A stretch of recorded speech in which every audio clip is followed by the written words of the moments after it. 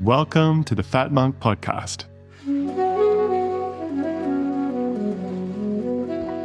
Tales of meeting an unorthodox Taoist and his friends amongst the mountains and waters of China. Written by Xiaoyao and read by Nick Dent.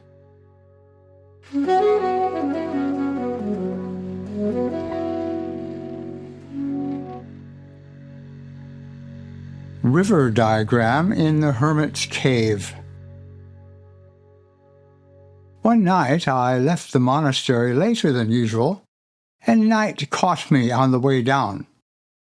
Somehow I took a wrong turning and found myself wandering an unknown path in the darkness. I tried retracing my steps, but each turn seemed to lead me further into the mountains. My footing along the path could just be made out in the pale light of the moon.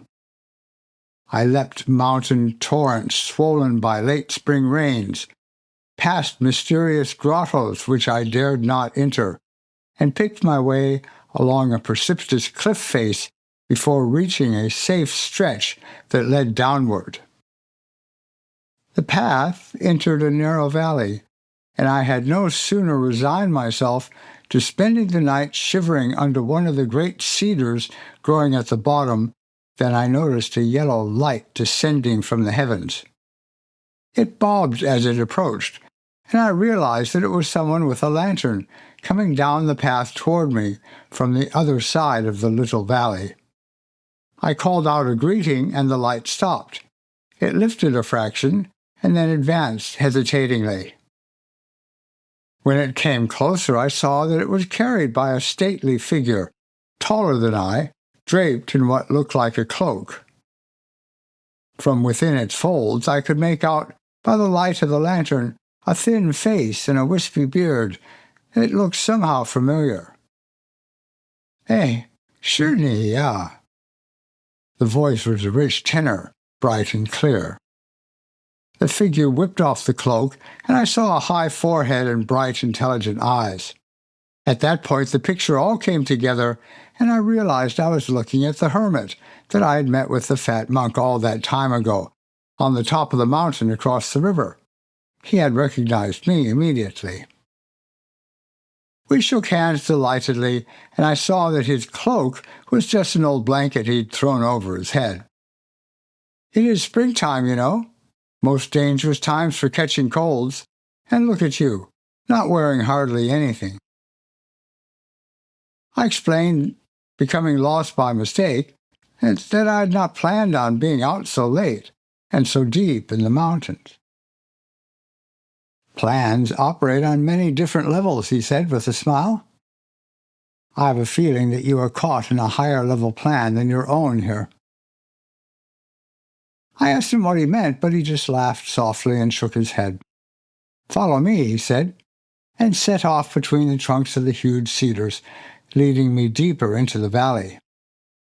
Even though he held the lantern high to light my path, his pace was such that I had to concentrate to my utmost to keep from tripping over fallen branches. Thus we traveled in silence for perhaps a quarter of an hour, moving gradually upward along only a path he could see. The fragrance of the cedars and the gentle dew under their branches lifted my spirits, but I was still cold. We drew close to the rock wall of the valley, and the hermit lifted his lantern, turning left and right as he seemed to search for something. Finally, he grunted in satisfaction and said over his shoulder, "Would you mind giving me a hand with this?" There was a pile of brushwood stacked in a crevice. When he shifted it, I saw that the brushwood was affixed to a board, which we lifted out of the way. Behind it was a narrow aperture of darkness. "Come on, let's go in and warm up." Once he had entered with his lantern, I could see that a cozy cave broadened out behind the narrow opening.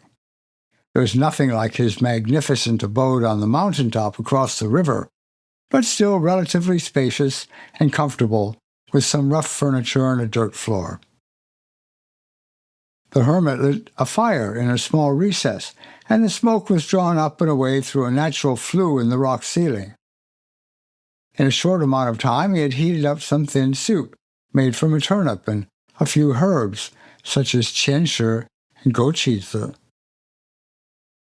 In my freezing state, the warmth from the fire and the revivifying hot soup seemed to penetrate my bones. We spoke of inconsequential things for a while, and he asked after the fat monk. Then I asked him why so many of the Taoist books were difficult to understand when they began to discuss practice. Taoist praxis is alchemy, he said in his bright, articulate voice. Nei Dan, the golden elixir. He paused for a moment, then went on. It can be surprising to realize that alchemists actually delight in the permutation of symbols. They may begin discussing sun and moon, move to dragon and tiger, and end up talking about numbers, and never have diverged from their main topic. They have just shifted the symbols, you see. How do you learn to do that? He peered at me in puzzlement, and then his face cleared. Ah, I see your confusion. You think this is some sort of trick, or a private language like a thief's argot, that we employ as if we were members of some sort of cabal or secret society. He laughed. Nothing could be further from the truth. For one thing, this is not an intellectual exercise. You learn this language by experiencing the states that they refer to, knowing them within yourself. The writings of the adepts open up to you progressively as you clarify yourself. In fact, you can use your own understanding of these writings as a gauge of your progress. The art of cooking. Not an intellectual exercise, I thought. Now I understood why the fat monk had poked fun at some of the scholarly articles on Taoism I had read to him. The straight translations are not too bad, he had told me, but some of them go badly wrong when they try to explain things. What do you mean? The fat monk had refused to say anything, but I pressed him. Finally, he thought for a while and then said, if you read a translation of a proper cookbook, even if it is done by someone who is no cook, most things will be all right. But if someone who has never been in a kitchen and has no experience of the tools and the processes that occur there, yet goes ahead and insists on explaining things according to his own imagination, well, he should not be surprised if a cook laughs at him. I told this to the hermit.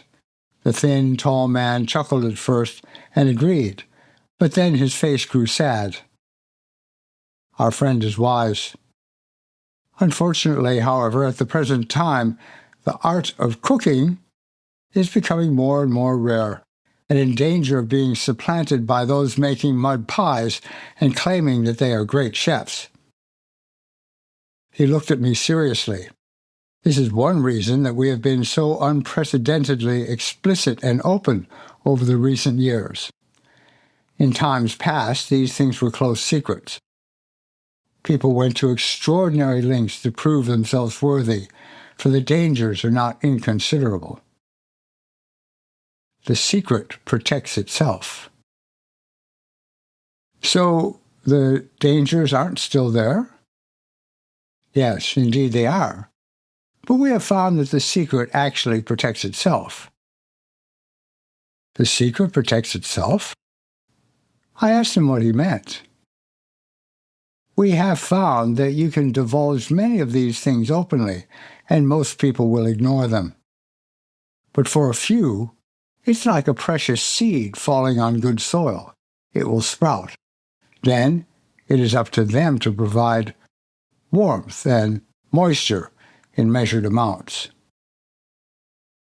He looked at my uncomprehending face and smiled.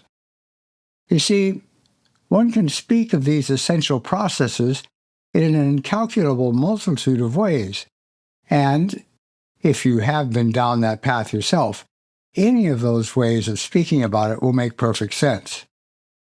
If you have not, No number of manuals or lexicons, no seminars or lecture series will do any good at all. He turned, reached behind him, and pulled a manuscript from a small wooden cabinet. Despite all this, I'm going to try to introduce you to some essential concepts, which, together with your ongoing practice, may eventually spark a desire to bake your own cake. The sudden shift in expression caught me for a moment, and he laughed in his clear tenor. The process of the golden elixir can be described, he said, in numbers, as I mentioned. He drew an arrangement of dots on the dirt floor. I recognized these as the arcane and ancient pattern known as the river diagram, even as he wrote the words above it. I knew that, I said. He looked at me with amusement. I would expect nothing less, he said with a smile. Now, tell me what you know about this diagram. He raised an eyebrow. Aside from the name, that is. The darkness in the cave hid the redness of my face.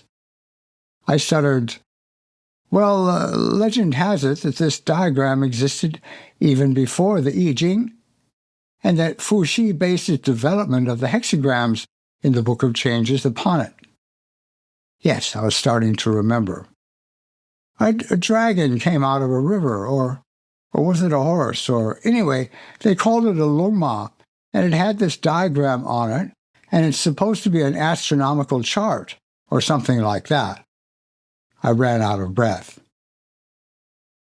All very fascinating, I'm sure.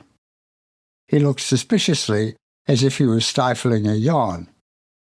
But perhaps we can put some more of the colorful speculations to one side and focus on the practical aspects, and even more specifically, the application to the processes of the golden elixir. Okay. Have a look at the diagram and tell me what you can see from it. Well, there are white dots and black dots. Yes, white for yang and black for yin. I counted the dots. 55 dots altogether in 3 circles, alternating white and black, and 5 white dots in the center. He said, It will help if you look at the diagram as 2 circles surrounding 3 sets of 5 in the middle. 2 sets of 5 dots in the middle are black, and 1 set of 5 dots is white. I looked again. Yes, I could see it like that. How does that help? 1, 2, 3, 4, and 5 are the numbers of generation, he said, while 6, 7, 8, and 9, and 10 are the numbers of completion. Notice that the numbers 1 to 5 are in the inner circle and the center, while the remaining are in the outer circle and again end up in the center. He pointed to them with a stick. Then he tapped the inner circle again. In the process of alchemical cultivation, we use only the numbers of generation, that is to say, the inner circle. He was silent for a moment, then tapped around the inner dots in a clockwise rotation. If you add the wuxing, the 5 phases here, things start to become more interesting. It looks like this. He drew another diagram, one with which I was very familiar, the yin-yang symbol in the middle, with the various phases, wood, fire, metal, and water around it, along with their seasons and times. This is how it works, he said. Water is 1, fire is 2, wood is 3, metal is 4, and 5 is in the middle, earth. He looked at me triumphantly. And there you go. The utterly blank look on my face must have been infuriating, but I had to give him credit for hiding it rather well. Yes, well, I can see my fat friend was not exaggerating, he murmured to himself. About what? Oh, never mind. Let's keep trying to make some progress here. He opened the manuscript that he had taken from the cabinet and said, "There are 2 verses in the Wu Zhen Pian, the realizing reality. The verses are these. 3, 5, 1 are just 3 words, but clear to few both now and then. East 3, south 2 together make 5. North 1, west 4, the same again. Wu and Ji reside where 5-2 lives. There 3 families can a child conceive. The primal 1 holds true Qi, and no 10 fetal months lay foundation for a sage." "Do not become fixated on the words," he said. "That 10 months is in fact only the beginning, where you have established something to actually work on. It's not the end stage by any means." He frowned at me and realized I had no idea whatsoever what he meant. "Never mind," he said. "Let's look at the numbers. 3 is wood on the left, and 2 is fire at the top. Together they make 5. That's the first 5. 4 is metal on the right, and 1 is water at the bottom, and these 2 together make 5.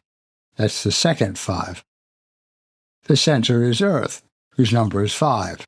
That's the third 5. So, 3 5s. "Yes, but the verse said 3, 5, 1. What about the 1? "Patience is a garment that never wears out," he said. The expression in his eyes was mild. "Note that, as we can see in the yin-yang symbol with its white yang part and black yin part, the wood on the left and the fire at the top are yang. The metal on the right and the water at the bottom are yin. So the first 5 is yang, the second 5 is yin, and the third 5 is the earth in the center. That is where they are all unified." "They who?" The expression in his eyes became slightly less mild. "Yin and yang and earth. So the words 3, 5, 1 mean, if we put it into everyday speech, take yin and yang and make them a unity in the center." "Well, why don't they just simply say that?" "I just did. Has it helped you?" I frowned and kept my mouth shut. Gradually I realized that he was pointing out that the very effort to understand something tended to open doors. At that point, the phrase, "the secret protects itself," floated up out of nowhere. It was a demonstration of what he had said. You could tell the most sublime secret in the world to someone straight out, and if they had not done the work of preparation, it would mean nothing to them at all. Something else occurred to me. Wood and fire were yang, but they were not just yang. There were layers of meaning associated with the 2 terms that imbued their relationship with great significance. The fat monk and I had covered this ground extensively. The same applied to metal and water. But we had not discussed the numbers, or the dots. Something didn't add up. "Wait a minute," I said. "Didn't you tell me that the white dots were yang and the black dots were yin?" "Yes." "And then didn't you say that wood and fire were yang?" "Yes." "So then, why does fire have black dots?" I pointed to the diagram in triumph. "And why does water have a white dot?" What do you think? I hated him in that moment. After the storm. It was quite a bit later, after I had calmed down and done some of my own thinking, that he returned to the cave. At the first hint of my voice raising, he had simply stood up and left. So I had nothing to do but feel childish. Finally, I resolved to actually look at the diagram. It was just before he came back that I noticed some rather obvious things. One was the odd-even relationship in the number of the dots. The other was that the black-white position of the dots switched between the inner and outer circles. He threw down a hessian sack as he re-entered the cave and responded to my eager recital with a smile. Good observation. Yes, if the smaller number of dots in the inner circle is even, the outer will be odd, and vice versa. Odd is yang, even is yin. I don't get that. Yang, he said, incites movement. Yin finishes and completes it. The ancient Taoists noticed that when you had an odd number of things, whether it is people or neutrons, it tended to generate movement. Once the number becomes even, things settle down and become stable. He sat back. But it still bothered me. The two black dots in the place of fire. I asked him about it. He was more forthcoming this time. For this, we have to use both the numbers of generation and the numbers of completion. In other words, the inner and the outer circle.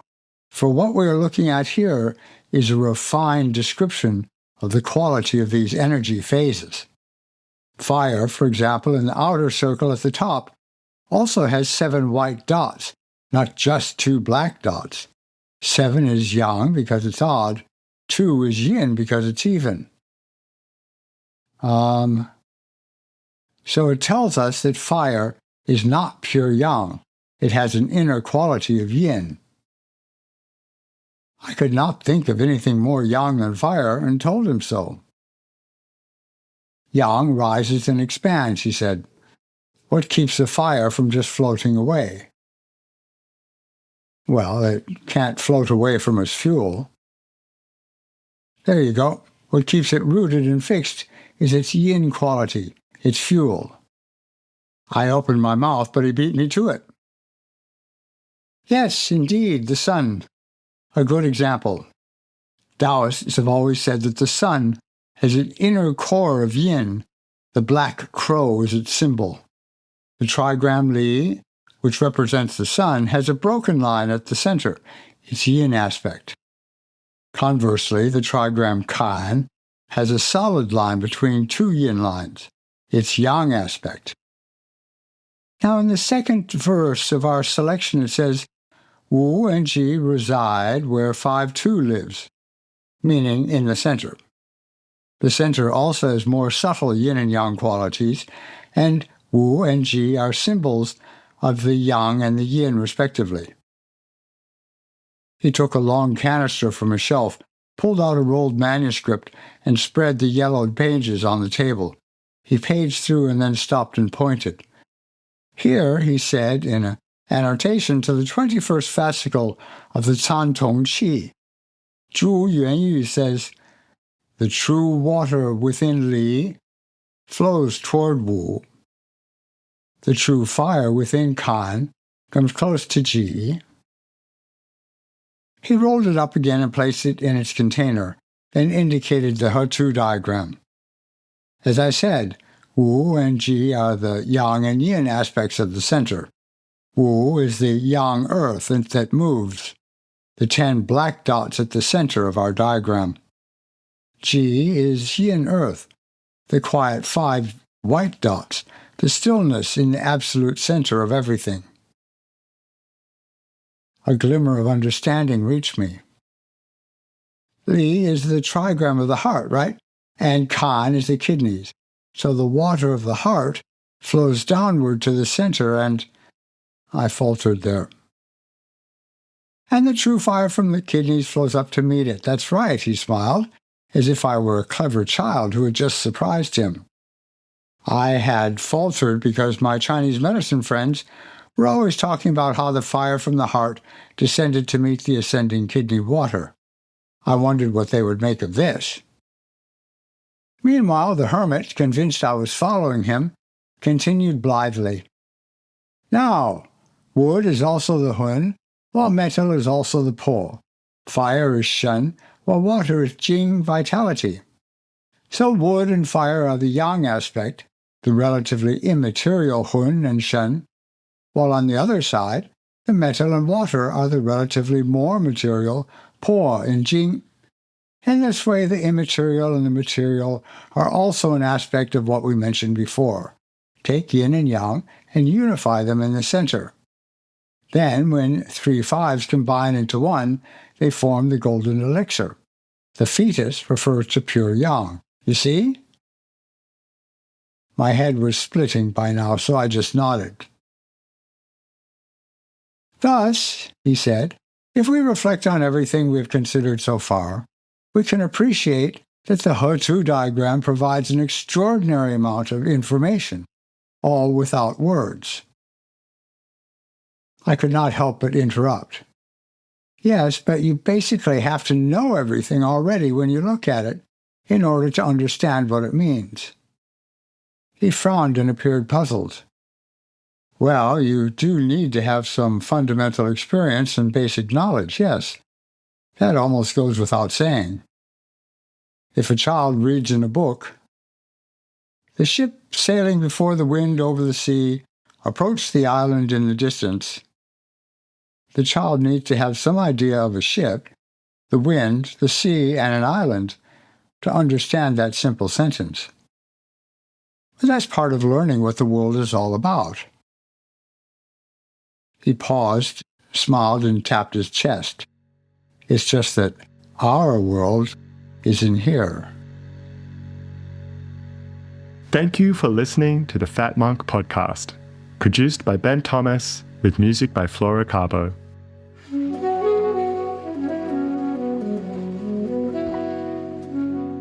Please like and subscribe, and go to the show notes for links and further content.